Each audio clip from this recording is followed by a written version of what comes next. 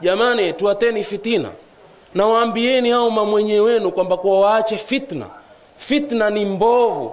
Usende kumsaliti mwenzako Muislamu kusema kwamba kwa hawa katika mashabab. Walituita sisi kwamba kwa afadhali ukimwi kuliko wahabi. Mbona nyinyi mwasahau? Afadhali ukimwi, afadhali kensa kuliko wahabi. Haina naambia wewe ufike hapo. Lakini haya hayaonekani wala hayasikiwi na jamaa. Lakini ikitoka kwamba kwa mtu kuweka mambo sawa, litakalosikika letu na lichangazwe kwamba kwa hutukana watu. Afadhali ukimwi, afadhali kensa kuliko wahabi.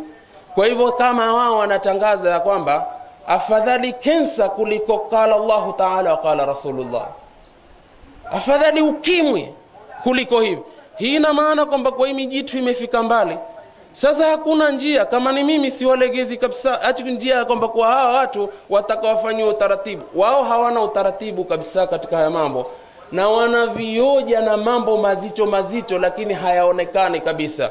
Sisi hapa tunaitwa mashetani. Najidi wanaitaje wa? Najidi mpahala palipotimbuka shetani, wao ndio wanaosema. Na kutimbuka shetani walikusudia Muhammad Abdul Wahhab, ambao hata hawakumuelewa tarehe yake, wala hata wanafunzi wao hawajapewa tarehe halisi ya Muhammad Abdul Wahhab. Lakini kila aliinuka kwamba kuwa Najdi ni pahala pa pembe ya shetani. Pembe ya shetani, hiyo si afadhali Najdi kama makwenu kule kulitumbuka tauhid?